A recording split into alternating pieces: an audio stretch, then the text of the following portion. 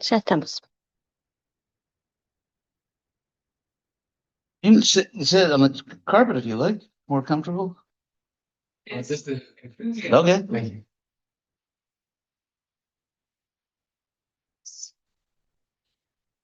Jaya Radha Madhava Kunja Vihari Jaya Radha Madhava Kunja Vihari Gopi Jana Vallabha Girivardhari Gopi Jana Vallabha Girivardhari Jashodanandana Vraja Jana Ranjana Jashodanandana Vraja Jana Ranjana Jamuna Tira Vanachari Jamuna Tira Vanachari Jaya Radha Madhava Kunja Vihari Jaya Radha Madhava Kunja Vihari Gopi Jana Vallabha Girivardhari Gopi Jana Vallabha Girivardhari Yasodanandana Vraja Jana Ranjana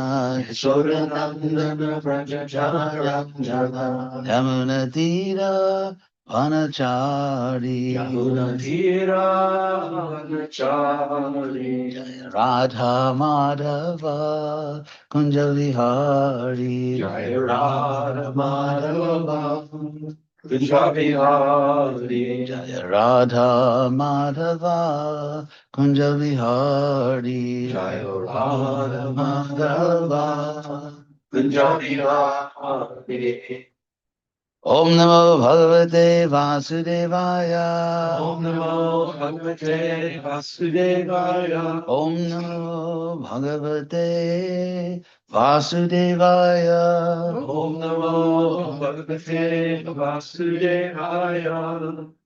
So, 7-1-12.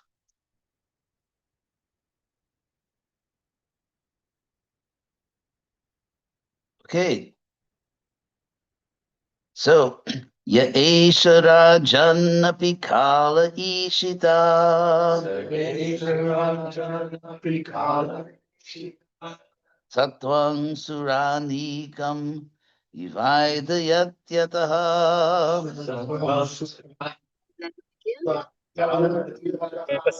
Tat Pratyanikan Asurat Surapriyo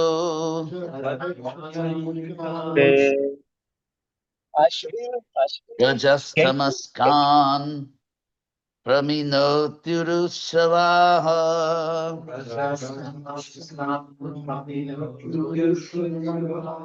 So let's try to figure out what the Sanskrit means.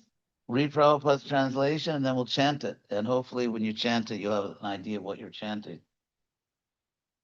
So it begins Yaesha, Rajana Pikala Ishita. So Ishita means the ruler, the Lord. And there's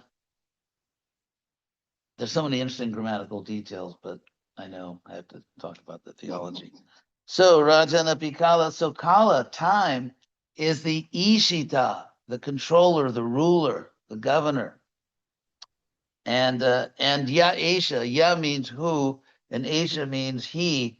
So when you combine pronouns like this in Sanskrit, it's something like he is the one who. That's how they Sanskrit. It is he who, or he is the one who. So that's when because it's very common you get these, you'll get two pronouns together like that. So it is he who, he is the one who is indeed, Api indeed, Kala, time, the controller. Again, made this point many times, time is not merely a neutral medium through which things pass. It's actually the force, it's destiny, it's fate. So you not only go through time, but time is pushing you through time toward your destiny. So that's why time is called her the Ishita, the ruler. Because obviously, if it was just a neutral medium, then it wouldn't be the ruler, the governor. So Sattvam, Suranikam, Iv Aidayatyataha. So Aidayati, as I suspected, means to prosper, to make something prosper, to make something flourish.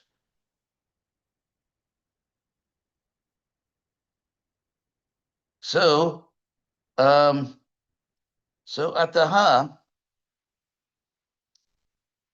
so and thereupon or therefore, Krishna, the Lord, who is time or the force of time, a deity.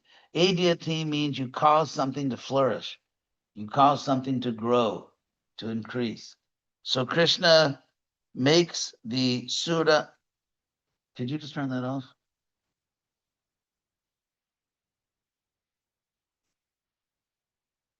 So, and here it says Anikam. Anika means an army. So the Sura Anika means like the army of gods or the army of godly people. Nice military image there for those of us who are in the Sankirtan movement. I mean, not that we're going to shoot people, but Prabhupada once said devotional service as if in military discipline. So it's the same battle going on, suras and asuras. There are good people and there are bad people. Everyone is originally and ultimately good, but they are acting very badly now. So it's interesting. That's something which I've been, repeating over and over and over again. And that is what Prabhupada actually inspired in us. If you want to, connecting to Prabhupada, strongly connecting to Prabhupada is not about, well, my material body was present at the same time Prabhupada's external form was, and our external forms interacted. So if that's someone's idea of what it means to have an intimate relationship with Prabhupada, you're way off the mark. In fact, if you did a study and say, okay, when Prabhupada was here, who had the most personal association with him? And of those people, how many remained very active in his mission for all this time? And you're not going to find a correspondence. You may find a negative correspondence. So anyway, I don't want to be unkind here. And Prabhupada had many loving, devoted servants who were with him. So I don't mean to say that, take any credit away from them. But let us just say there's not an obvious correspondence. And Prabhupada always said there's service, Vapu and Vani. Vapu means serving the external form, and Vani serving the message. So even though times have changed, this is not Dwapar Yuga where, like the Pandavas, you literally join Krishna's army and fight demons. That's not this yuga. That's a different yuga. But still, it doesn't mean the attitude change. What I mean is not that we still have the attitude of wanting to kill people. We just can't. That's not what I mean. What I mean is that we're fighting for Krishna.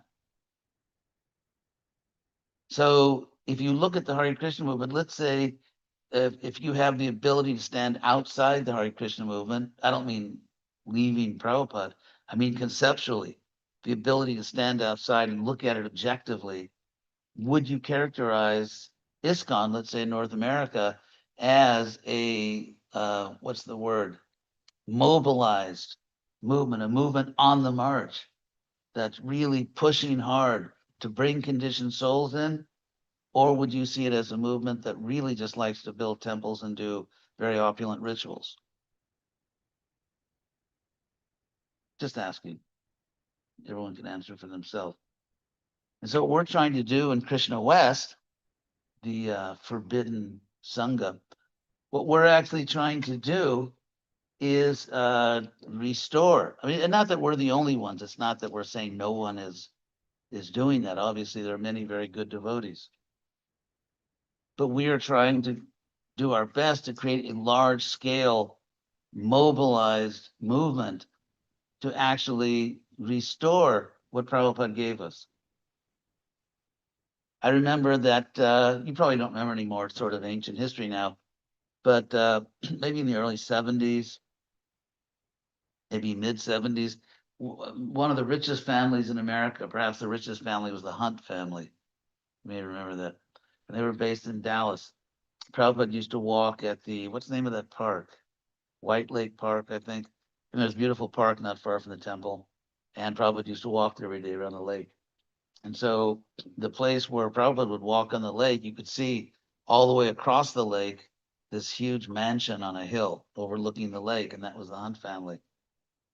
And so Prabhupada, sometimes the Doys would comment to Prabhupada, or you would make a comment on it. Anyway, Mr. Hunt, the patriarch of the family, died. That happens in this world. He died, and he left a fortune, one of the largest fortunes in America, to his sons, who proceeded to squander it. They had some cockeyed scheme. They were going to literally buy all the silver on earth, and they could control the silver price. It was some really, clearly these were not geniuses. And so, but here's the point I want to make. These people are billionaires, one of the richest families in North America, and they squandered the money so badly.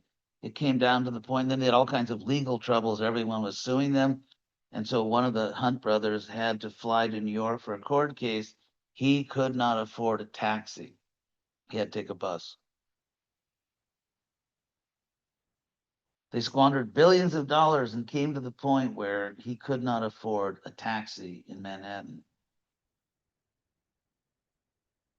And so in my private moments with Prabhupada, and also in Prabhupada's public moments, not that I have some secret knowledge like this is a Gnostic movement or something, but Prabhupada often emphasized to me that he came to this world to save the planet. Why do you think Prabhupada came here? Do you think he just wanted to do, like, I don't know, tourism or something?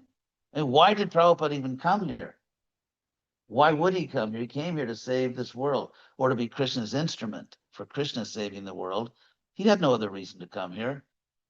He didn't come here just because, there wasn't enough puja going on in the world. We do puja. It's not that we don't do it. It's part of our spiritual practice. However, Prabhupada was aggressive, dynamic, determined, bold. If you just step back and look at the Hare Krishna movement in that North America, are those the adjectives you would use? Bold, dynamic, growing. So it's a question. I don't mean to criticize any particular individual. I think there are many sincere devotees, but I think we have to be capable of self-criticism. If ISKCON as a society doesn't like to criticize itself, or it's not really nice to criticize, any society, any movement, any business, any family incapable of self-criticism is not going to do well. So is there vigorous, constructive, positive self-criticism that's baked into the cake, that's part of ISKCON's culture? Is it a society that very openly and regularly criticizes itself, like companies, like corporations? At least once a week, if not every day, they consider, okay, what are we doing right? What are we doing wrong? Is that something that the Hare Krishna movement does? Or are we faced with the kind of absurd situation that the people who are following Trinada Pi Suni Chena, lower than the grass in the street, Taroriva Sahishnuna, more tolerant than the tree, engage in self-criticism much less than the materialists? Is it somehow that because Krishna consciousness is a sacred mission, you don't criticize the sacred? Well, if that's the case, then Prabhupada certainly messed up on that one, because he had an example before his eyes, and it was always in his mind. He joined a Hare Krishna movement. Prabhupada joined a Hare Krishna movement. It was called the Gaudiya Math. And it was like ISKCON, just like there was a Hare Krishna explosion, there was a Gaudiya Math explosion also. ISKCON was not the first Hare Krishna explosion. In fact, it wasn't even the second. If you look at Lord Chaitanya's time, if you look at the time after Lord Chaitanya. So therefore, Prabhupada was part of and personally eyewitness to a Hare Krishna explosion. It was called the Gaudiya Math. And then he saw that Gaudiya Math collapse and disintegrate, literally. literally disintegrate, broke into little pieces. And so Prabhupada came here, and Krishna, of course, because Prabhupada's a pure devotee, Krishna greatly empowered him. And he, and Krishna manifested this amazing international society, something that literally had never been done in recorded history, not even recorded in the Shastras, where Krishna consciousness actually spread around the entire planet. And then Prabhupada, gave up his manifest form. And then what happened? Did his disciples continue that spirit to boldly preach, to maintain a powerful preaching movement? Doesn't look like it, does it? So therefore, it seems to me that anyone that simply doesn't think this is an international society for pleasing yourself in Krishna consciousness, anyone who actually, cares about the fact that Prabhupada literally gave his life. He did. He gave his life. He traveled to an extent and preached to an extent that was actually very unhealthy. And he was warned by doctors of the consequences. And eventually he gave his life in order to save us. And so is it just, does the S in ISKCON stand for sedate?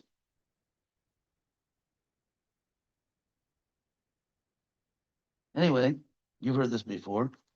So the reason I mentioned this, what triggered me, was here you have the word Suranikam, the army of godly persons. To give an example of a militant religious movement becoming the exact opposite, think of the very well-known, originally religious movement, which actually has the word army in it, the Salvation Army. And if you think the Salvation Army began as just a welfare program to, give poor people used clothes or furniture, then you don't understand it. There's a great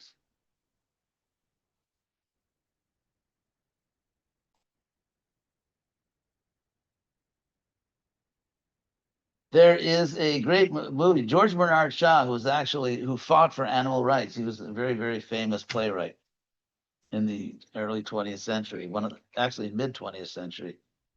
He wrote My Fair Lady and all these things. And he was an actually animal rights activist. And so he wrote this play. Could you believe something? No, not you. You can't walk.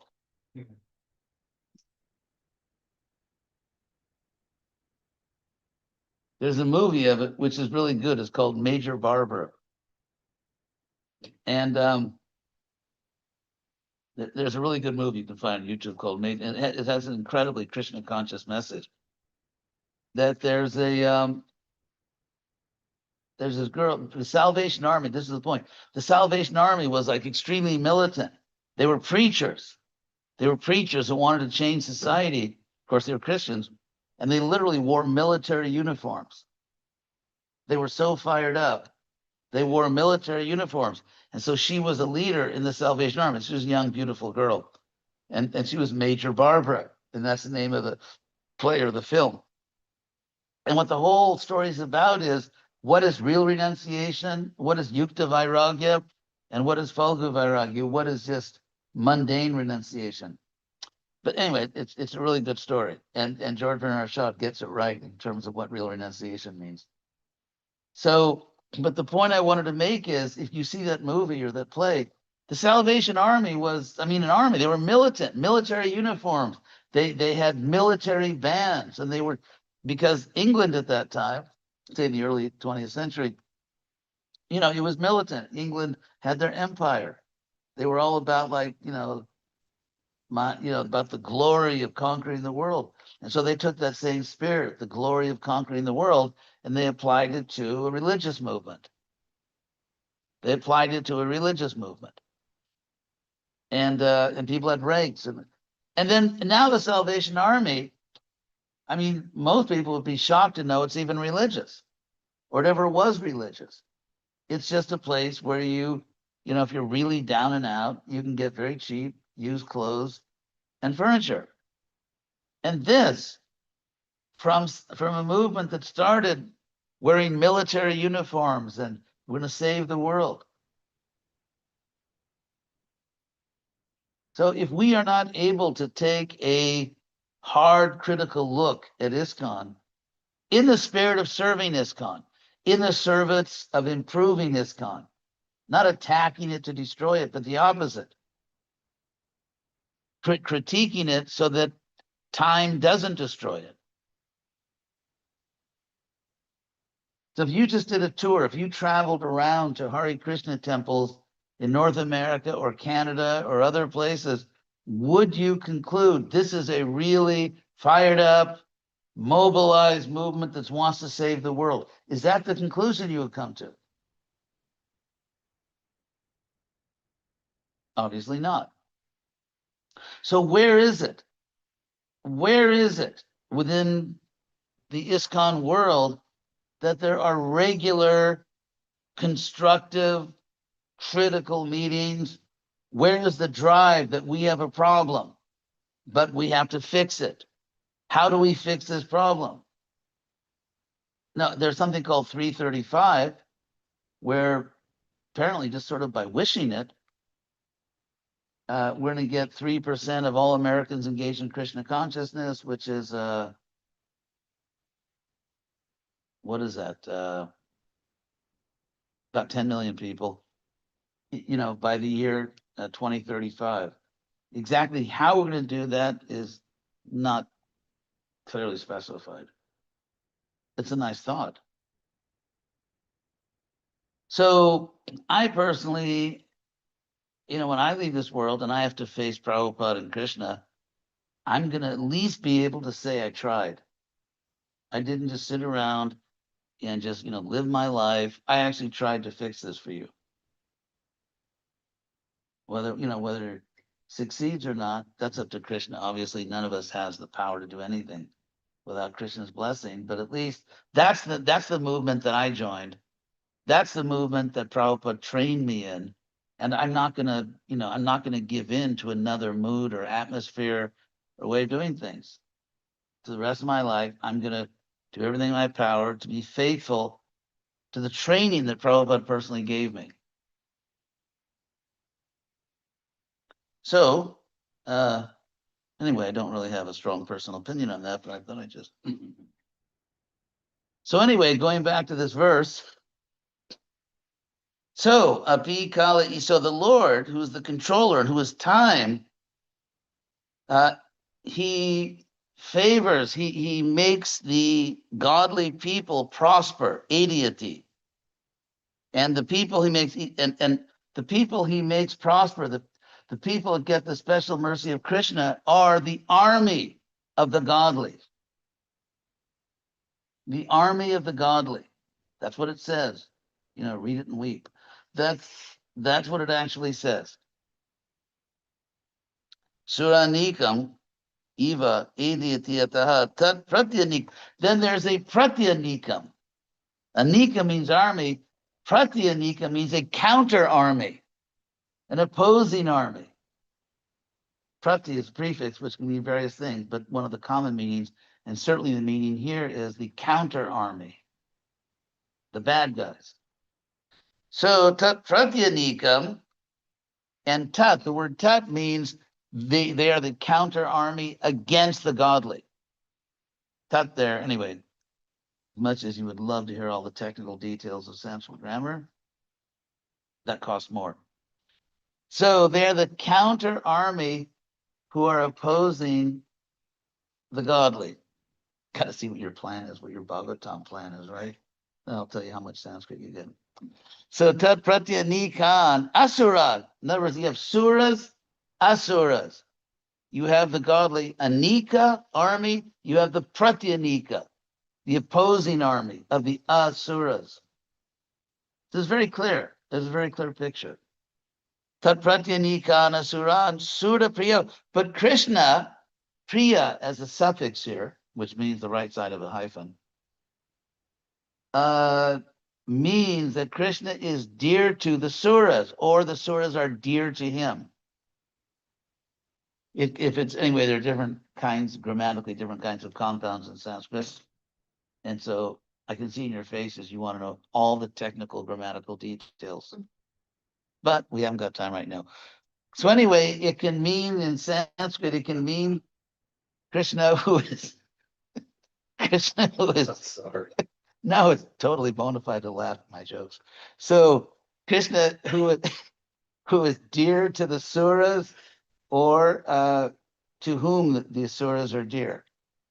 So, and therefore, Rajas Tamaskang, Praminoti. Praminoti here means it's a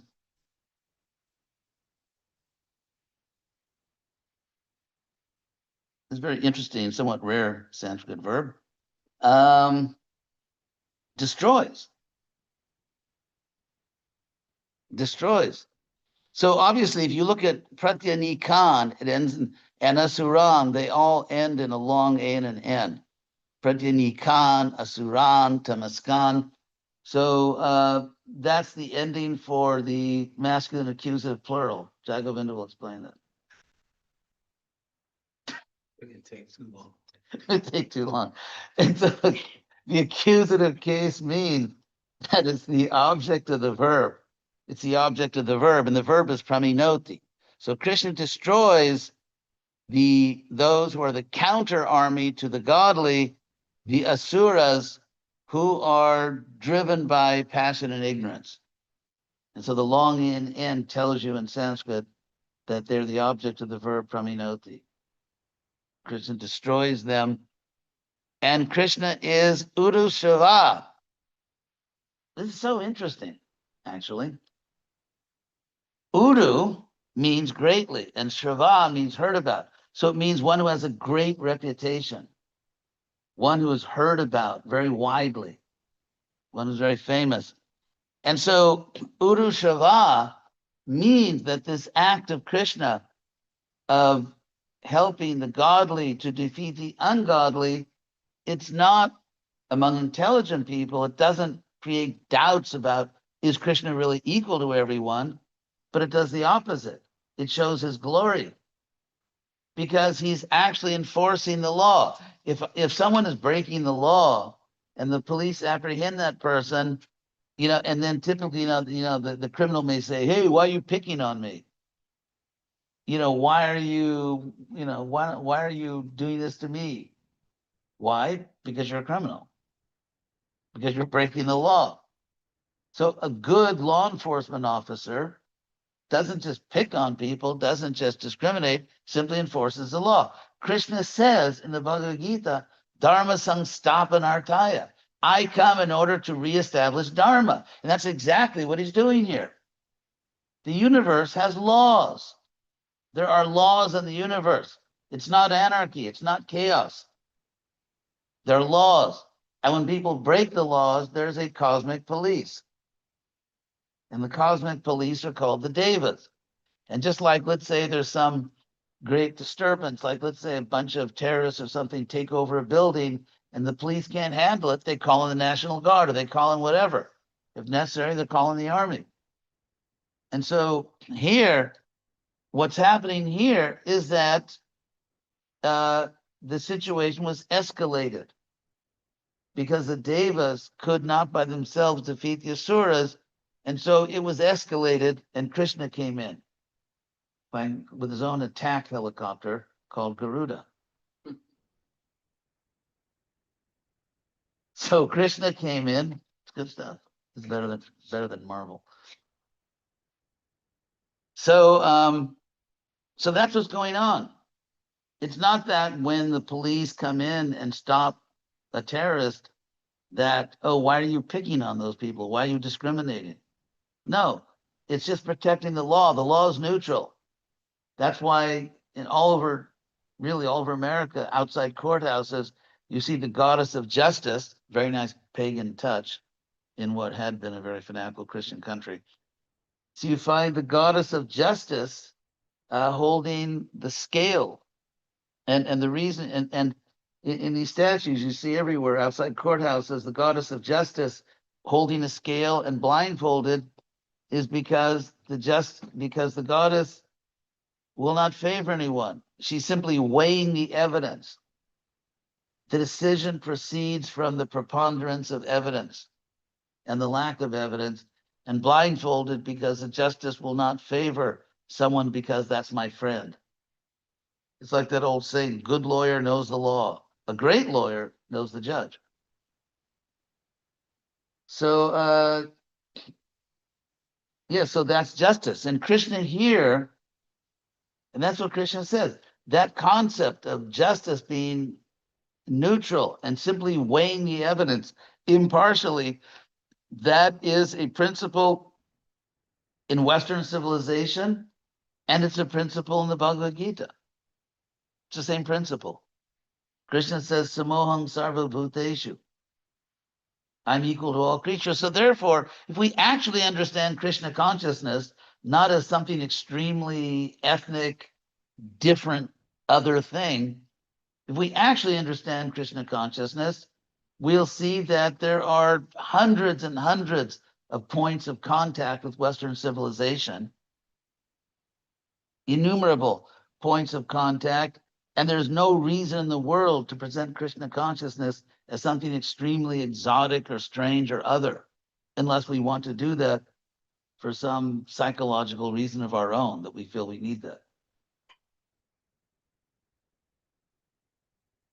So we have to make a distinction between our own psychological needs and what actually is needed for making the Western world Krishna conscious.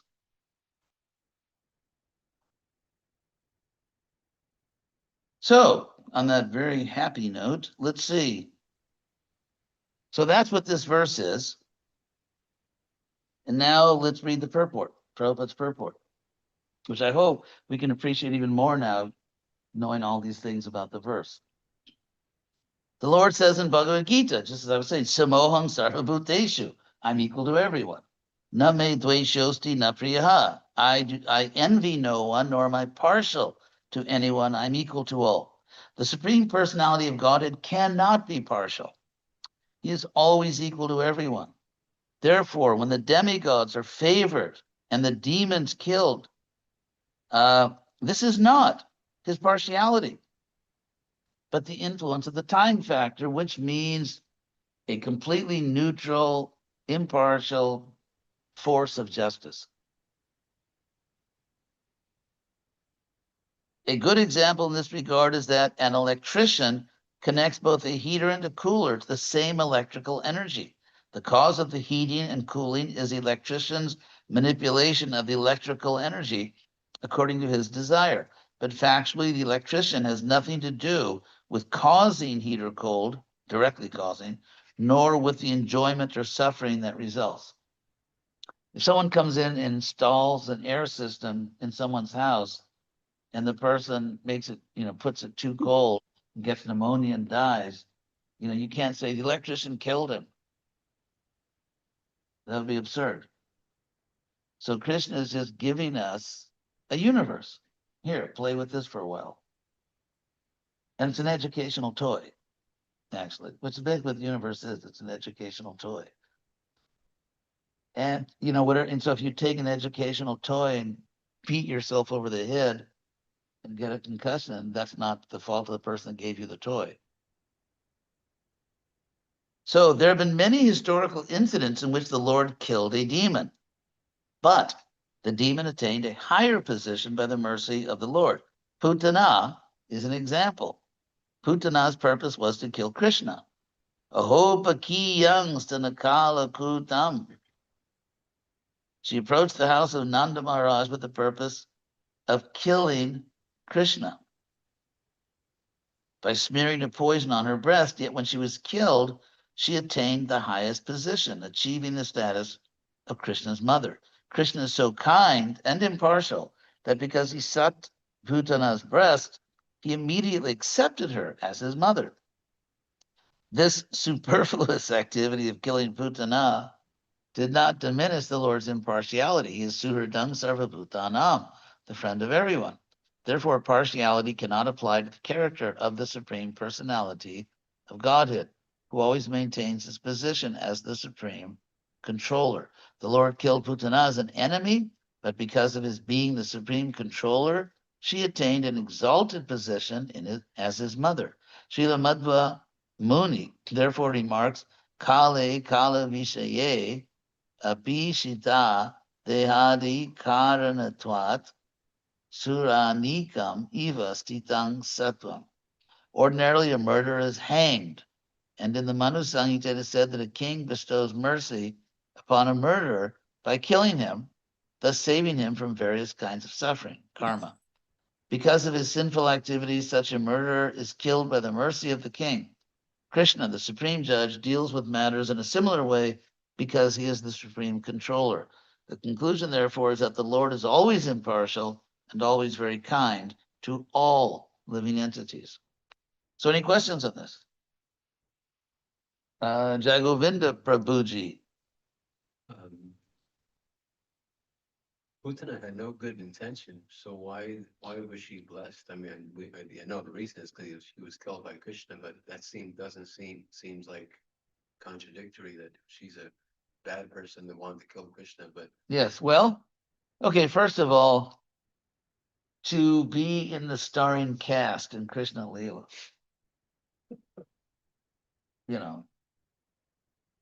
it's not that, I mean, you have to really be a very special person to be in what Prabhupada called Krishna's traveling roadshow, which he takes to different planets and universes.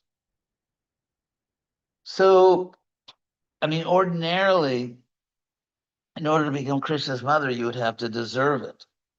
And so I think Krishna staged this play. It's a didactic theater. And so Krishna is showing that, okay, no hard feelings, Putana. So he, of course, you have to remember also that there are 7 mothers in the Vedic culture. So one of them is the nurse. So maybe she became a wet nurse or something. But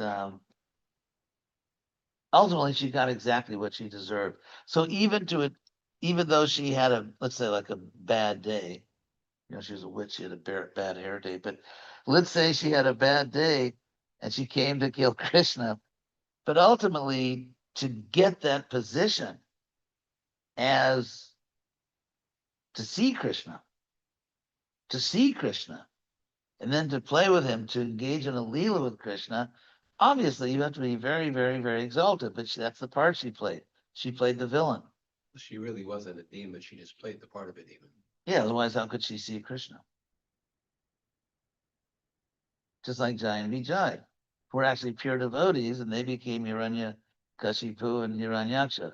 The Karmis have gold finger, and we have gold eye, which is Hiranyaksha, and then gold cushion. To like that, tune of gold finger, gold cushion, which is actually Hiranyakashipu, gold cushion. What a name! I mean, it's really fun. There's a lot of humor also in the Shastras. Gold cushion, gold eye. His eye was always on the gold. Hiranyaksha. So they were Jai and Vijay, who were pure devotees. Actually, Prabhupada says in the purport there, the conclusion is no one falls from Vaikuntha, but when people cite that, they completely ignore the context. The context is established by Yudhisthira when he poses a question to Narada Muni. And the question he posed is, how could people living in Vaikuntha Vasis, who actually want to be there, they don't want to come to the material world, they want to serve Krishna, how can some external force come in and kick them out of Vaikuntha? It's like, let's say you're a law-abiding citizen, you're living in your house in a state that has eliminated crime. Someone can't just kick your door down and drive you out of your own house. That's what the question was. Because it's emphasized in that story that Jai and Vijay were pure devotees. They didn't want to leave the Vaikuntha, they wanted to serve Krishna. So when Prabhupada says conclusion is no one falls from Vaikuntha, that has to be understood in the context of that story, what that story is about. No one ever falls from Vaikuntha because some extrinsic force drives them out of Vaikuntha. Prabhupada said that his words are infallible when he's repeating Shastra, not otherwise. Prabhupada said that.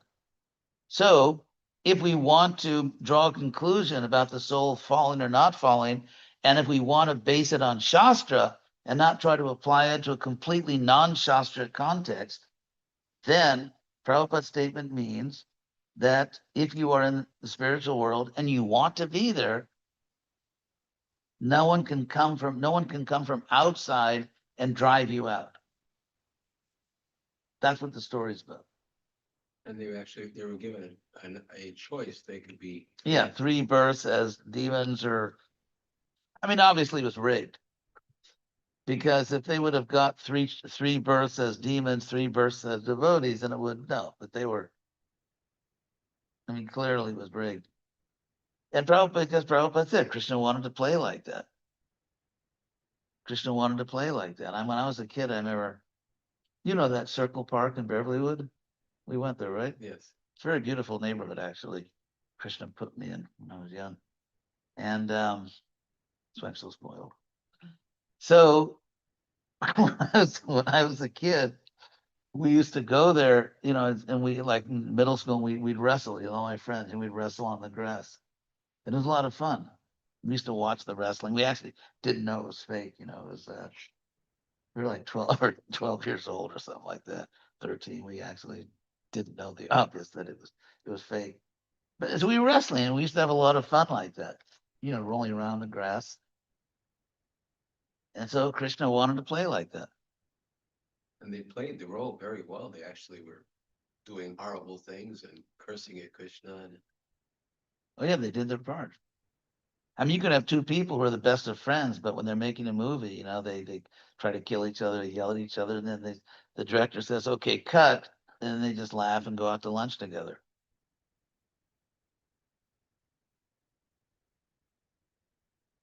I read a paragraph by Bhaktisiddhanta yesterday, and it's almost the exact opposite of everything that you preached this morning. So how does one reconcile? Well, what does Bhaktisiddhanta say? Can I read it? Sure. Okay.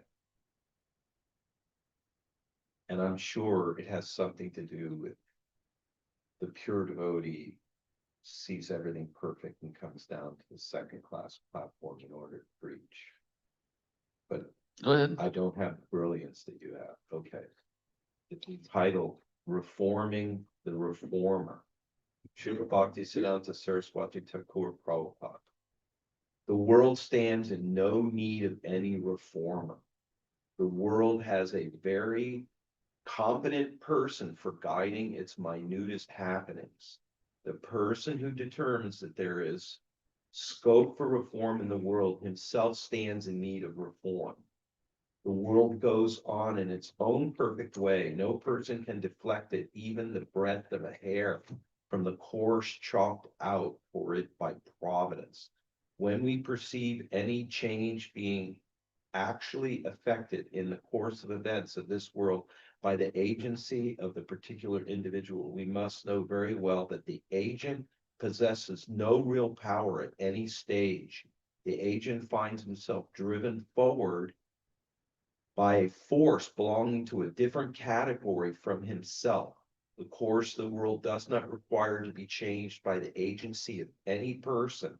What is necessary is to change our outlook on this world. This was done for the contemporary generation by the mercy of Sri Chaitanya. It can only be known to recipients of his mercy. Okay, anyway, they say exactly the same thing. Because, first of all, Lord Chaitanya very vigorously and dynamically went around and preached the Sankirtan movement. He didn't just sit down in a hut and say, well, it's happening automatically. But this is, and the same Bhaktisiddhanta. Bhaktisiddhanta was the most dynamic preacher in centuries.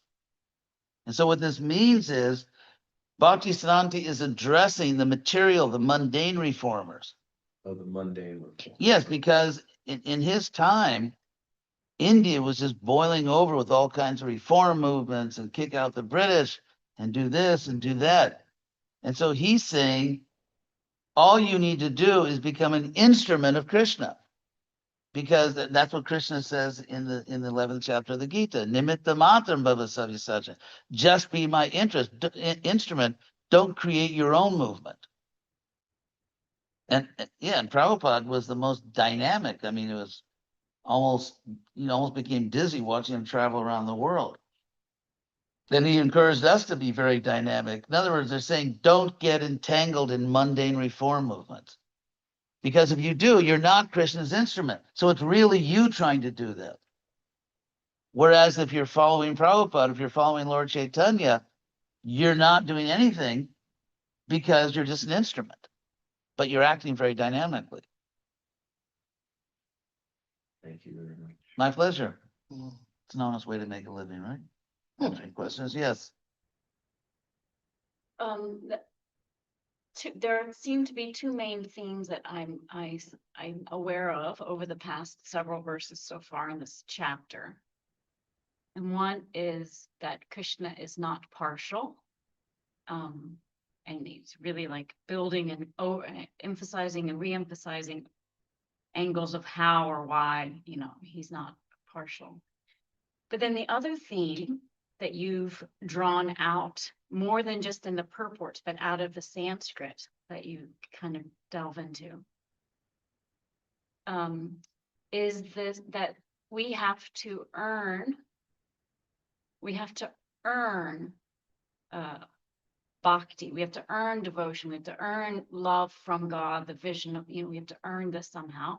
And we earn it by kind of joining the godly army rather than the asuric army in order to save the innocent, sort of thing. And so my question is, what are you saying? What are you saying? So let me clarify that part. We have so many devotees, second-gen devotees, or have families and raising children. We have temples around the world or around the US, So what exactly are you encouraging here? Are you encouraging find whatever you need to in your own place in the community or the world, like do the best you can? Are you encouraging find someone who's trying to actively do something with Western outreach and join them and support them in Yeah, some that way? one. Or are you saying okay, so anyone, just find someone where you are. Well, you have to be, Join but you should find someone that actually is, that's effective. Sure, something's better than nothing. So if you join, if you're working Prabhupada's ISKCON and you're trying it anyway, that's always positive. It's always a value. But find some leader, some community and serve or them. be a leader yourself. Or in other words, in unity there is strength. Mm. And so my point that I've made many, many times is that the way the historical dialectic works is that ISKCON went from a society which was almost excessively, what's the word, kind of top, where the leaders is, like you're not paid to think. I remember like the mood in the early temples was there was only one person, not the earliest, because when Prabhupada first started, it was much different. It was much nicer. But then ISKCON became very militant. And I remember in temples, it's like you're not paid to think. It's almost like the temple president is the only person authorized to think. And if you're not in charge, you're not supposed to think. You're supposed to follow. In other words, instead of trying to develop what Prabhupada wanted, a Brahmin community is sort of treating people like Shudras. And so dialectically, it goes from one extreme to the opposite extreme. It got to an extreme where devotees are practically incapable of forming large-scale projects. If you look at the whole Western world. I go do something about that. Yeah. What happens? I'm letting with the kitchen. Okay.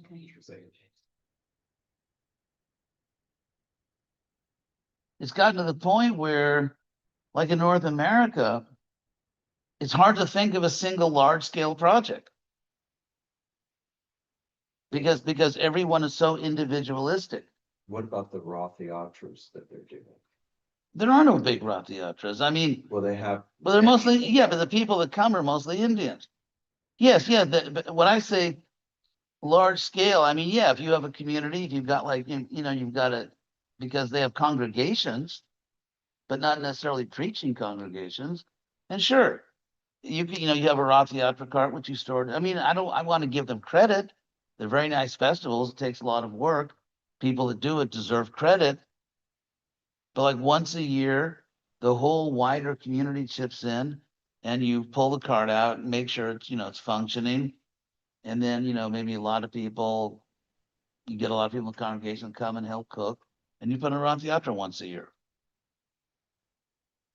If you look at Italy, the Romans were like the super organizers. They were super engineers, whether it was bridges or aqueducts or people, when Rome was rising. And so they just and they built these large scale armies and large scale alliances, not just by brute force, but actually they were just very good at organizing. And then it came to an extreme with the Roman emperors, and it became oppressive. And so it went from one extreme to the opposite extreme, where Italy became the most decentralized country practically in Europe, where they could hardly form an entity larger than a city-state. So you go from this huge sprawling empire that you're actually managing to like every city is sort of, a country. And, and the surrounding lands and everything. And so I see ISKCON as being, something like that. It goes from this very, very heavy leadership, not Prabhupada, of course, but like temples or zones where someone's always telling you what to do. And then it goes to the exact opposite, where you can hardly get a large scale project. And taking a whole, let's say a temple with nice devotees, and then a large, maybe got like 1,000 people in the community or more than that. And then once a year, everyone cooks. It's like the church annual festival, once a year you cook a lot of food and get the cart all decorated and make flower garlands, once a year and do that. I mean, I would hardly call that, I'm talking about a large scale project that's every day out there, spreading the movement, preaching appropriately. And so it's very difficult in this age, in ISKCON, to get people to go beyond, moral support. What about falling back to Prabhupada's book distribution, like kind of like Bhakti Vikash is doing that in Atlanta, where he Yeah, has but young my people out. point, you see, my concern is bringing people to Prabhupada. And just to maybe people think I'm a real heretic, but I think the real value is in people actually reading Prabhupada's books and then becoming devotees. And so if, for example, on Sankirtan, we gave out books that people were much more likely to read and understand, because we're not starting out with the advanced course.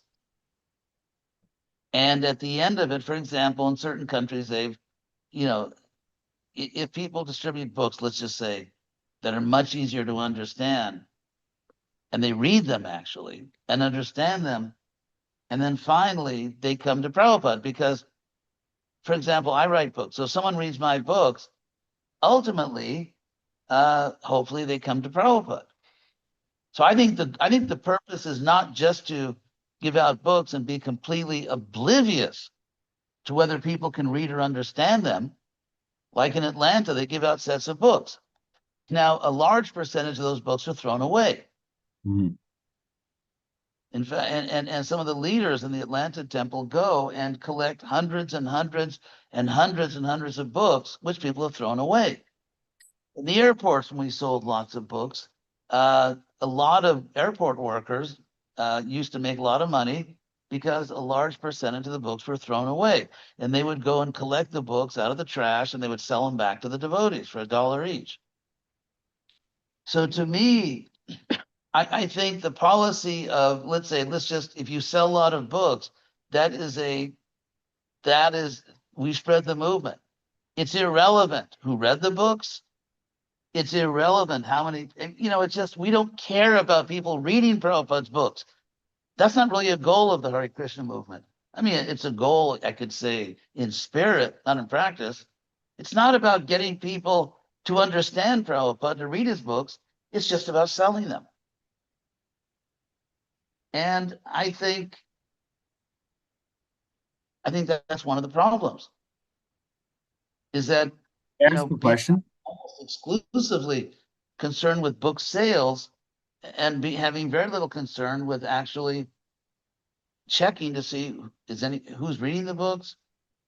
Is there some way we could give out books which would form a bridge to bring people to Prabhupada? The goal is to bring people to Prabhupada.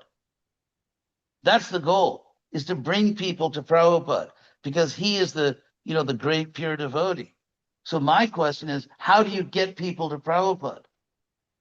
It's not just about sales, it's about actually getting people to Prabhupada. And I think if ISKCON was a little more concerned with that, we might have better luck. It also seems that a lot of the books that Bhakti Vikash has published, they're selling to Indians, setting up in front of their hotel store. Yeah, Selling sets of books, and they'll buy one for your uncle and your cousin. They should all have them. Bless your family. So again, May I ask a practical question? yeah, 1 second. Yeah, well, actually, we'll get to all the questions 1 second. I think, anyway, let's go to the question. So let me see. Prabhupada said in a class in New York that the perfect system to begin to walk on the spiritual path is following some steps. And the first step is to hear. What do you think about Harinam in order to help people to enter in the spiritual life? I think Harinam is very good if you don't go out in such a way that people think you're freaks. Prabhupada stopped the Harinam in Gaudadesh. It's very famous. Why? Because in especially in West Bengal, maybe other places in India, sort of low-class poor people, to get money, they go out and do Harinam. And people gain the wrong impression. So Prabhupada stopped Harinam when he saw that people gain the wrong impression. So my question is, we go out on the street dressed in exotic clothes and maybe run around in circles or jump up and down and beat on drums. When I went to Harvard, so I'm all in favor of Harinam. I think we absolutely should chant the Maha Mantra in public places. But I think we should do it in a time, place, and manner that makes people want to join us and not think it's just like some exotic show. Like, for example, when I went to Harvard and I was in the Department of Sanskrit and Indian Studies at Harvard, and I found out very soon after I went there that the Harinam party in Harvard Square was just like a running joke. It was a big joke. Because here you go to Harvard, which speaks for itself, and you wear very exotic clothes, you run around in circles, jump up and down, beat on drums, and think you're saving the world. When I went there, I mean, it's just me, anyone could have done it, but I did it. And they saw I was actually the best student there. The very same people who were mocking, who were laughing at Prabhupada's movement, began to approach me and ask, submit, in a humble way, could you please tell me about ISKCON? Could you please tell me about the Hare Krishna movement? I had professors, Harvard professors, asking me if I could explain about the Hare Krishna movement. I was invited to give lectures at Harvard on Prabhupada. And why? Because I met them halfway. I didn't take an arrogant, sort of like the arrogant Brahmin attitude. This is the truth. If you don't like it, go tell it to Yamaraj. Prabhupada said the Kali Yuga came because the Brahmins became arrogant. So and Prabhupada, there's a quote from Prabhupada. I wrote these essays. I probably should repost them so people could read them. Prabhupada said, if I could spread my movement more effectively in Western clothes, I would wear Western clothes. That's a quote from Prabhupada. And when Prabhupada came, one of the biggest fads among young people, perhaps the biggest cultural fad, was Eastern mysticism, gurus. When I used to go to Sil Prabhupada's books in 1972, I remember one time I was at, I think, University of Illinois. And, back in those days, pre-digital, the analog world, remember that there would be these big like boards that people would post flyers inviting you to different programs. And literally half the flyers on these boards were about gurus. So not only ISKCON spread, but all the bogus gurus made big movements too. So Prabhupada rode a wave. He didn't create the wave. It's not that when Prabhupada came, everyone was already, no one was interested in gurus. No one was interested in Indian mysticism. And Prabhupada just did it all himself. Prabhupada rode a wave. Krishna created that wave to get his movement started. And he sent his pure devotee to ride that wave. Guess what? The wave is gone. The ocean is calm. You go out there, it's like going out to your surfboard in a lake with no wind. And so therefore, again, Billy tiene una pregunta. oh, who's that? Billy. Billy. Okay, let me just make sure poor Billy, he's gonna think he's never gonna get to ask this question. Yeah, so I'm completely in favor of Harinam, time, place, and manner. And just one thing, twice in the Bhagavatam, it said that an intelligent, effective devotee is Desha Kala Vibhagavit. He or she understands the differences of time and place. And Prabhupada said in his purport of 4.854, 4th canto, chapter 8, text 54, that people who are puffed up with concocted notions, think that whatever works in India, you can do in the West. Puffed up with concocted notions. And that what will work in India may not work in the West, and you have to do everything possible to make the Western people comfortable with our presentation. So if you think the way to make Western people comfortable is to dress in very exotic clothes and run around in the street, if you think that's what makes people feel at home, feel comfortable, tell us all about it. And if you look at the movement, say in Scandinavia, sort of marginal Scandinavia, Finland, it's or Western Europe in general, Paris. Like, do we care at all about results? I mean, does anyone even care about results? Look at Western Europe. Look at Western Europe and see how the Hare Krishna movement is doing there. Does it? I mean, go to every major American city and see how many powerful Western preaching temples there are. Make a tour of all the big cities in North America, US and Canada, and come back and tell me the number of very successful Western preaching projects in major Western cities. So, Prabhupada was not foolish. If you look at Prabhupada's own life, if he tried something, didn't work, he changed it. He wasn't content to go on for the rest of his life just firing a gun that doesn't fire. Prabhupada went to Jhansi. And I mean, it's not that nothing happened in Jhansi. He had people coming. He had as many people coming in Jhansi as the average Western Hare Krishna temple has Western people coming. And then he lost a building. He could have got another building. He wasn't thrown out of Jhansi. There was a building that he was using and it wasn't available anymore. But he decided it's just not happening. Not on the level I want.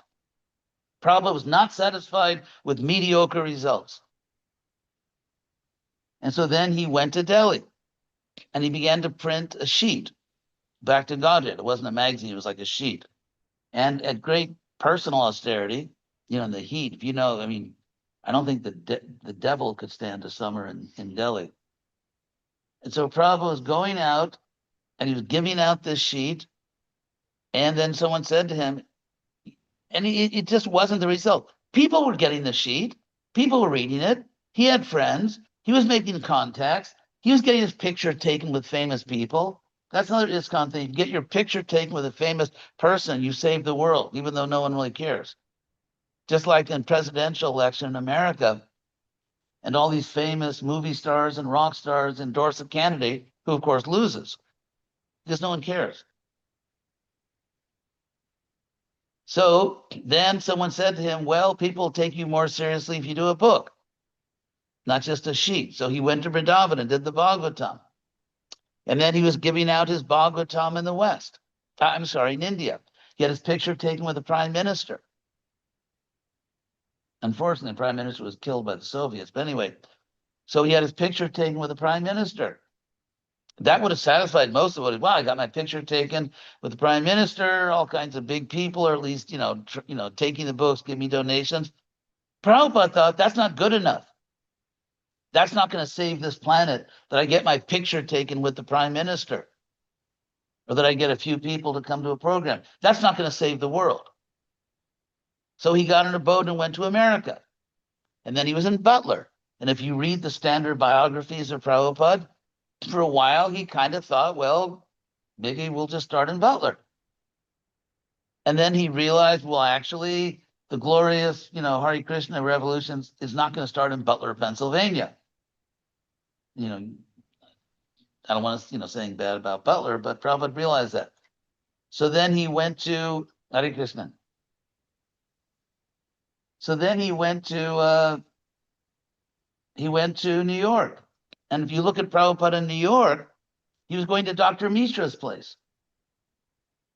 And that was the plan. I'll go to Dr. Mishra's place. But then after a while, when Dr. Mishra said, hey, don't preach your thing because I'm preaching something else. You said it nicely, so-called. Prabhupada realized Dr. Mishra is a dead end. So if you look at Prabhupada's life, if something didn't really catch on, if it wasn't really a path to a powerful Hare Krishna movement, he switched gears. When does ISKCON switch gears? The Western Hare Krishna movement is not really, setting the world on fire. There are good devotees, there are good programs, but whatever we're doing, it's not really, restoring what we had. So do we have the agility that Prabhupada had? Are we racking our brains? What can we do? We can do Harinam. How do you do Harinam in a way that people identify with it? It's not just a show. It's not just an exotic entertainment like Peruvian flutists or maybe, people coming from, I don't know, Taiwanese dancers or something. It's not simply some exotic entertainment that people, of course, they stop and of course they give donations. But who's joining? Where are the temples filled with Western devotees? Higher class people that Prabhupada wanted, educated people that have resources. On the Indian side, in America, in the West, the movement attracts very respectable people, educated people, people that have resources. They build temples. They bring in their friends because they have position in society. They're educated. On the Western side, is anything at all similar happening? Not that I know of. Despite the fact there are many good devotees, there are many good preachers, they're doing nice programs. Here in Gainesville, they have a nice program. I mean, they're nice programs. They're nice devotees. But if we're going to really follow Prabhupada, we will rack our brains, not be satisfied with something small, and think, what could we do to really make this much bigger? That's Prabhupada. That's what it means to really, at a mature adult level, follow Prabhupada. Not like a kid that takes over, the father passes away, a kid takes over the family store. It's not really making much money. But no, daddy said, we have to do this. Prabhupada wanted us to be intelligent. We can't speculate on, obviously, philosophy, but on practical details. Prabhupada expected us to be intelligent, to be innovative, to find out how to make it work. Prabhupada said blind following is condemned.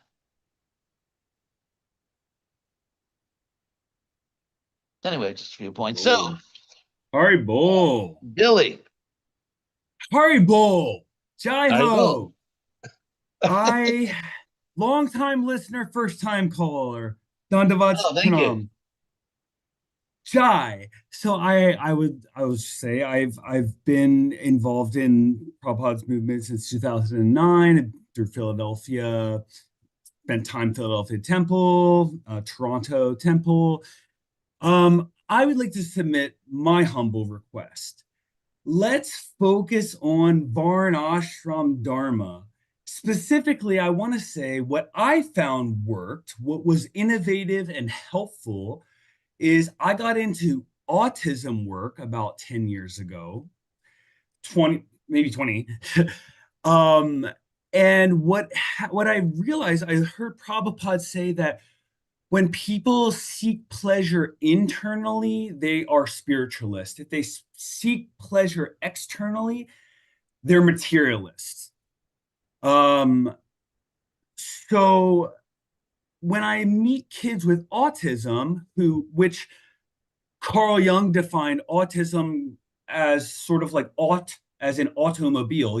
It's an internal, you're inside of the mobile, it's an internalism. It's more you're in the vehicle. These kids that I work with, I've been doing this for about 15 years. I work with kids aged 3 to 18 or sometimes older every day. They see Godhead every day. There's a spark inside of every one of those kids. And I think in the Varnashram system, we're sometimes looking at the Western people saying, you're stupid, you're dumb, you're bad, you can't do it, you're not good enough as devotees.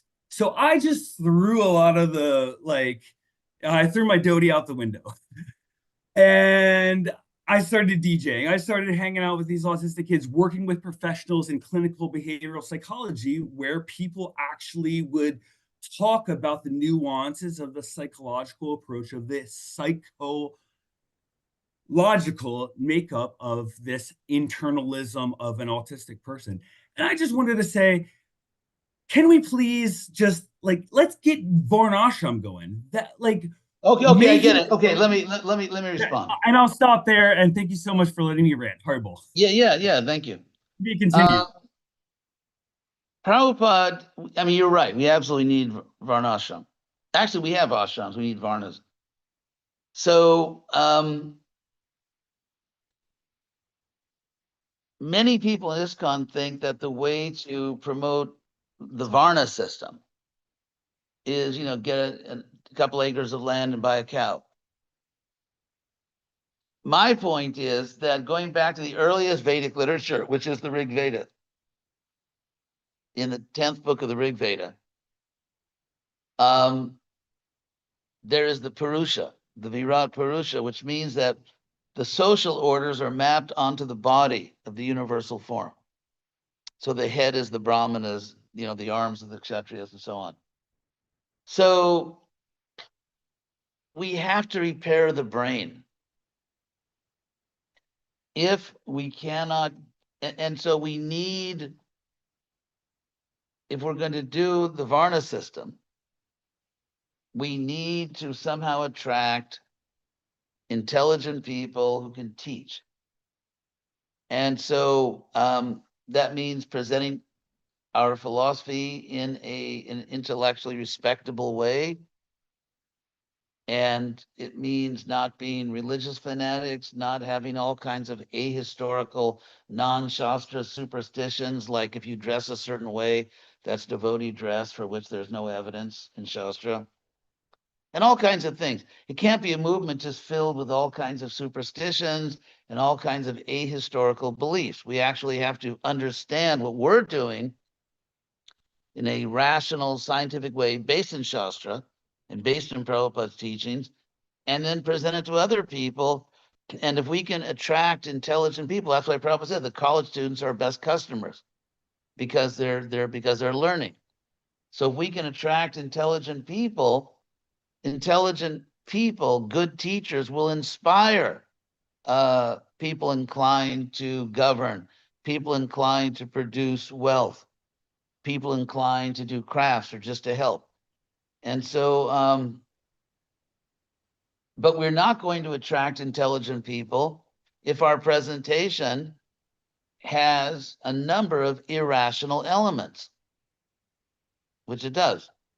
I mean, the typical ISKCON presentation. It has a very ahistorical idea about what Vedic culture is.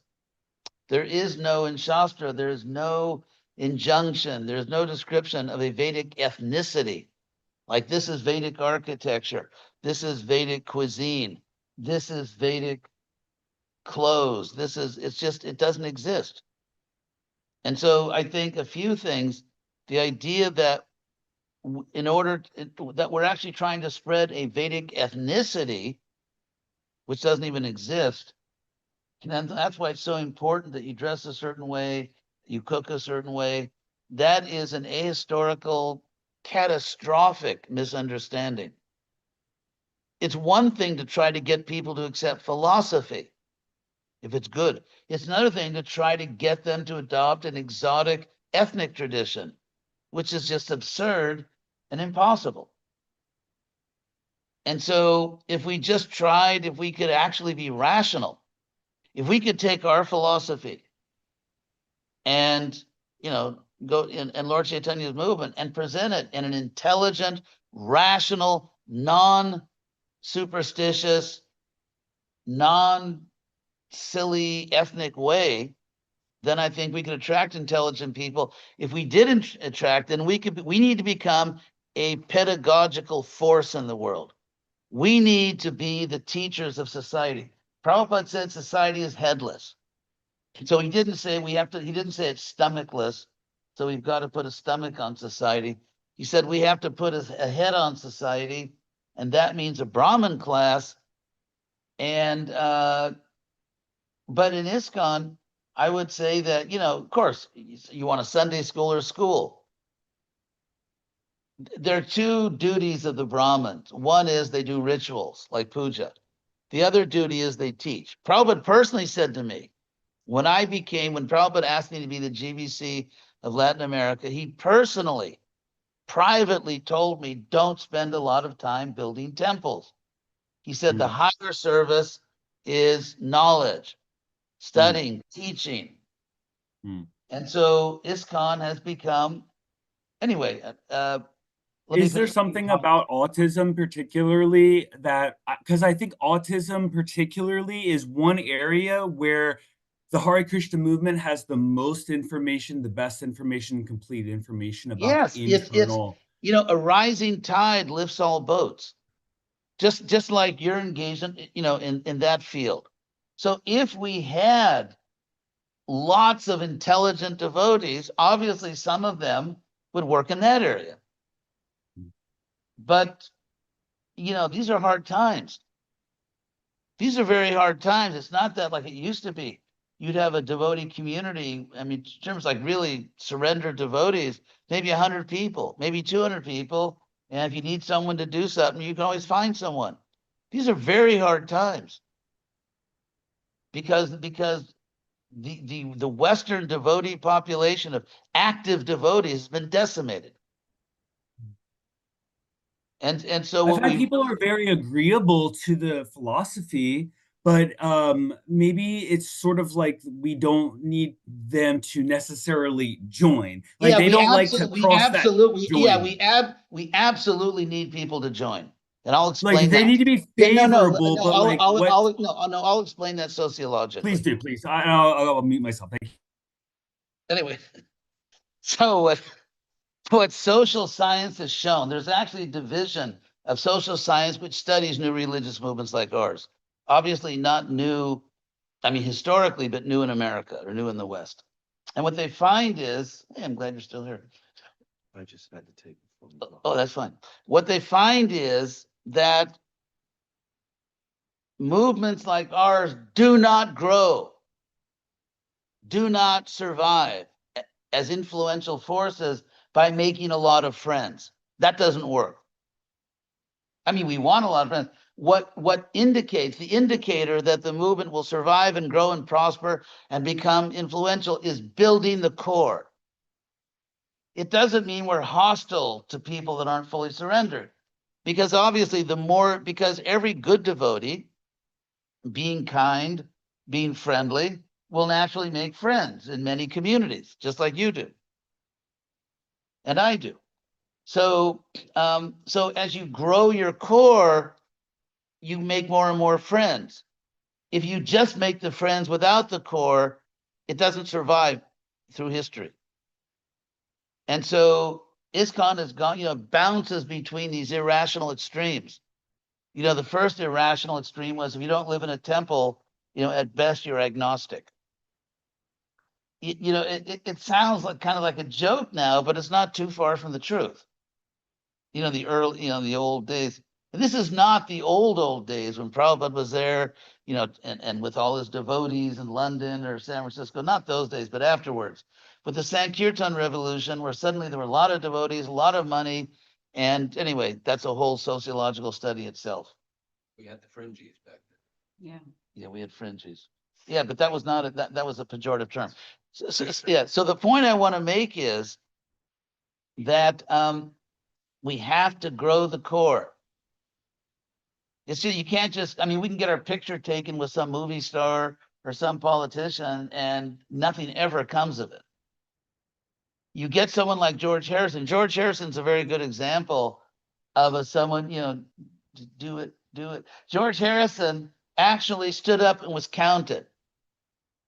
George Harrison actually, because that was George Harrison, he just like, I don't care what people think. He's a very, to use a cliche, he was a very, very authentic person. And when he did the concert for Bangladesh, when he stepped up to the stage in this world famous concert, he had a little Radha Krishna button on. And the first thing he said when he stepped up to the microphone, Hare Krishna. He wrote songs, with Hare Krishna. He was obviously a brilliant artist, which people really appreciated after he went solo. But he was, he was a genius songwriter. But at the same time, he had tremendous integrity. And so there's a long list of famous people that devotees get their picture taken with, or they just, do you hear so-and-so is preaching to so-and-so, but they never joined the Hare Krishna movement. They're not new George Harrisons. Why? Among other reasons. First of all, it's just because George was exceptional, but also because there's not a Hare Krishna movement that people really want to join. It's not enough to get people interested, and these are magnificent projects, like let's say the Govardhan Eco Village. They're great devotees and they've done a great project, and I give them all credit for doing, an amazing devotional service. But do people that go there, they certainly become favorable to Krishna consciousness. How many of them join, work their way up through the ranks, and become leaders? We have a leader problem. They have, of the official GBC zones in North America, for 40% of them, they can't even find GBCs. So we don't just need, people that like us or their friends. We need to actually rebuild the core Hare Krishna movement. We need to rebuild the mission. If you look at the missionary core of ISKCON, it's just, it's not very big in the Western countries. And if that gets rebuilt, and if, we have mature preachers, of course, they're going to make, hundreds and hundreds of friends from all walks of life. They're going to engage people in all walks of life. But if you don't grow the core, it doesn't work. It fails historically. So let's see any other question. Anyway, thanks, Bill. What I say is, don't kill Bill. So let's see. Okay, Prabhupada. Okay, do we do this one? Thank you. So can it be concluded that anytime Krishna or Srila Prabhupada says something, if it's not understood intelligently, then disasters can happen? Well, anytime anyone says anything. Probably the biggest disaster in this world is the diminishing, the shrinking of Prabhupada's mission in the West. So yeah, that's a disaster. There are books that seem easy to understand, such as Science of Self-Realization, Perfection of Yoga, etc. Well, and take Perfection of Yoga. Unless I'm wrong, I think I looked at it about 30 years ago, 20, 30 years ago. And on page 1 of the book, over half the page is Sanskrit. Americans are not famous for loving foreign languages. And so the average American that gets a book and opens it to page 1, and most of the page is in a foreign language, it's like, good night, Toledo. So, but we don't even know that because the BBT is not particularly interested in marketing studies of people that buy the books. How many people read the books? Which books do they read? Do they understand the books? Would they buy another book? Every other business, every serious business on earth now does marketing. We don't, because it's all magical. It's all automatic. They bought a book, they're saved. You imagine that? This huge international corporation that doesn't do marketing. So we have no idea who reads the book. We have no idea who's understanding the books. And no one apparently wants to know. Everyone just wants to know how many sales there were. And it's very hard to find anyone interested to know if anyone read the books or which books they read. Sales are an end in themselves. Just the sale, not reading, not understanding. So anyway, draw your own conclusions. So as far as, so anyway, I hope people, so in Atlanta, his disciples have a strong sense of recruitment. Yes, they do. And so I give them credit for that. So yeah, there are programs. I think that obviously I disagree on some points with H.D.Goswami. And they do have a strong sense of recruitment. I go on their website occasionally. I don't see significant growth, but they do have a strong sense of that. So what is the superior form of recruiting devotees and what they're doing in Atlanta? I would say that Prabhupada especially wanted to attract intelligent people that have resources. And that, as far as I know, is not happening so much. And they've actually just moved out of Atlanta. They've left Atlanta to do a farm now.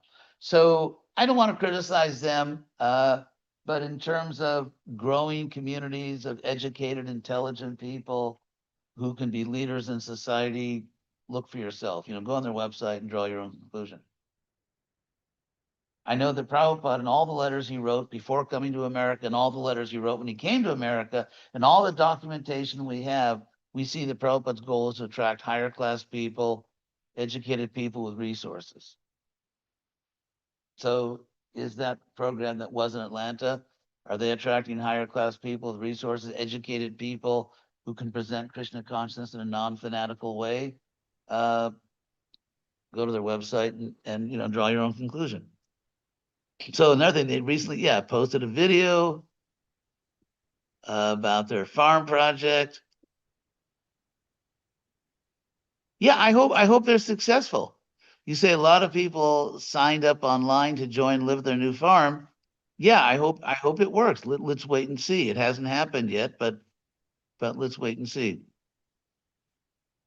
Okay, not true about the first page of Perfection of Yoga. So maybe they've edited it since I looked at it, or maybe it was another book. But we could also see, we haven't got one here, so I can't check. What was it? Perfect. Anyway, thank you. I will check.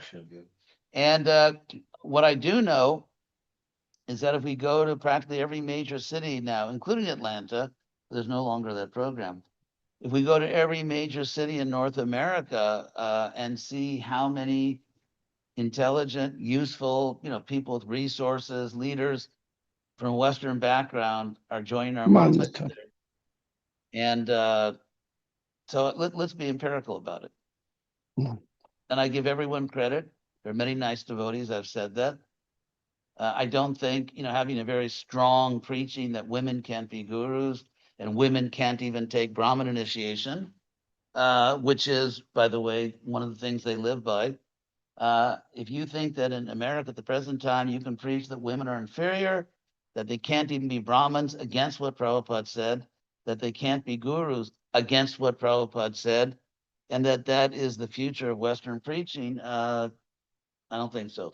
The 60,000 people that signed up, yes, So the anecdotal argument that they make may be that Srila Prabhupada knew that the devote, that the assembled his disciples would not have accepted, because they make the argument that Prabhupada never wanted women in positions of any kind of well, responsibility. well, in that case, why did he say they should be gurus? We have many, many quotes from Prabhupada saying that women can and should be gurus. So to say that Prabhupada never said they should have responsible positions is simply not true. There, in fact, as now people are looking for them, we're finding more and more and more quotes about that. Plus also, we're seeing that a lot of the, like, for instance, what's the name of the woman that runs the Tucson temple? What's her Oh, name? that's Sandamani. She's very successful. People Yeah, she's a wonderful devotee. So, I mean, even like in Krishna West and in the publication of my books, I mean, without the women, there wouldn't be a program.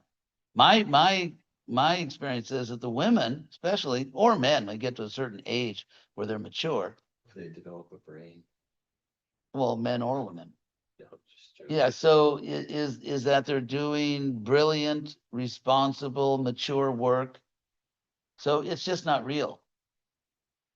I mean, I think, you know, however many, I mean, you can make very extremist points that, you know, like that women can't be gurus, women can't be Brahmins, and you can, you know, first of all, the 60,000 people, let's see how many survive that kind of preaching. And I would say also that if you want to attract intelligent people in this country, and you have a, you know, a very heavily chauvinistic posture, Not gonna make it. no, it's obviously, that's not going to save this country. Or even India, frankly.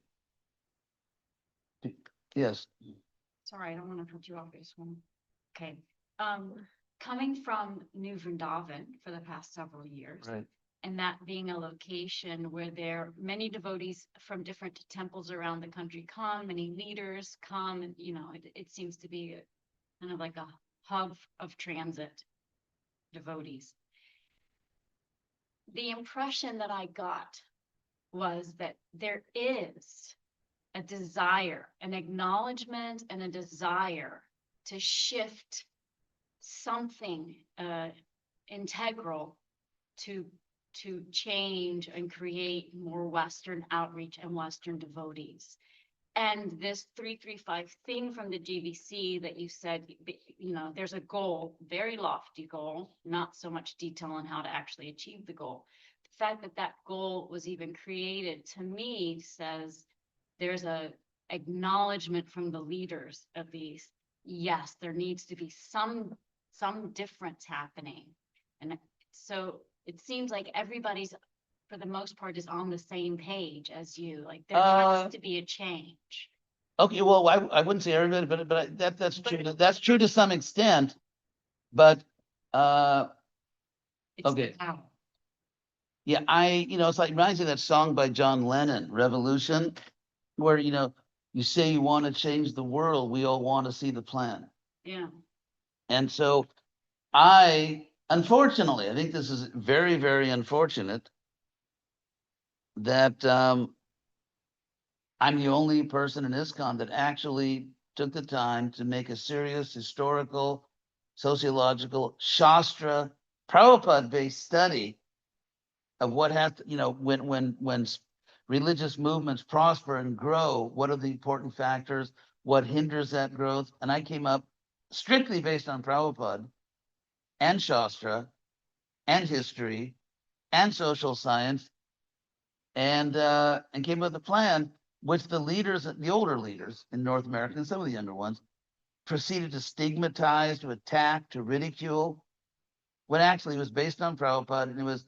And some of the people who were like, you know, don't even talk about it, are the ones that came up with this plan.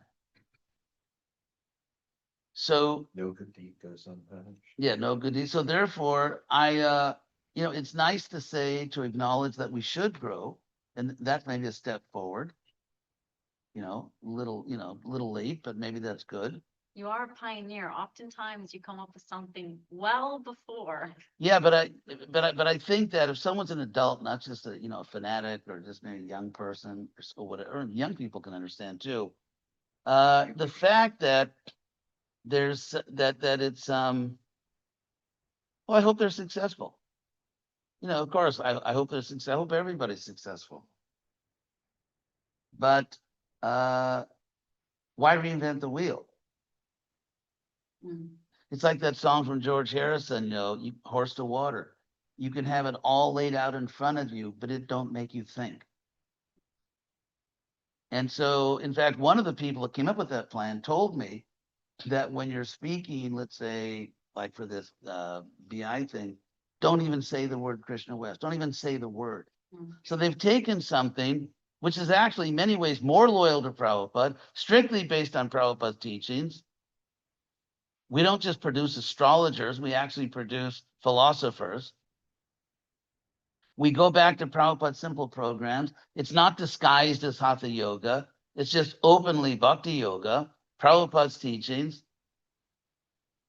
And from the very beginning was an ISKCON project, and yet don't even mention the name. Like the name is taboo because there are some older leaders who will go crazy if you even say those words, Krishna West.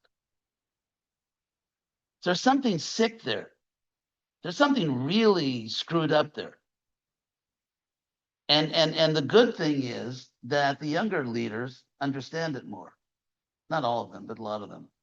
Yeah, see, times they are changing. Yeah, time's on our side. Yes, it is. So yeah, so I don't want to just be bitter or angry, although I am.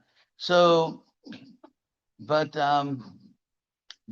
if you look at history, ISKCON will only really succeed if we can attract intelligent Western people that understand, that have resources, that can really do something with this movement. Not just young kids that go to Indian stores in Atlanta and sell lots of books to Indians. Hmm. Yes. This is a little side question. Yeah, and also we got. Let me see if there's any more questions here. Oh, there's no more questions. Okay, last point, and then it's getting too late. Oh, where? Yes, Con could use a rebrand. Yes. Mm-hmm. Where? All right. So, that's not a question. Mm. So, last thing quickly, and then we'll. Just because my business makes me interact with people. And by Prabhupada's mercy and being around devotional service for so many years, I'm able to, like, when I interact with Christians, to make them feel comfortable around me. They can't really figure me out, but Yeah. I Yeah, a lot of us agree do with that, a lot yeah. of their points. Yeah. But how do I draw them in? Well, I don't think Christians are the real candidates. I mean, if someone, it's not that we have to draw everyone in. Okay, If someone's strongly committed to Christianity, I Right. would, be nice to them, right. but I don't think that's exactly the top candidate. So the top candidate then is somebody that's open-minded, is what you're saying. Yeah, and also someone who's interested in a rational philosophical understanding. Because people aren't going to spontaneously, yeah, I was always looking for a blue god, or I was always looking to, give myself a funny haircut, or there's not a lot of people like that nowadays. I think we have to just, through persuasion, we have to show people who are sincere, that care about the world and want to have a reasonable understanding of life and of God.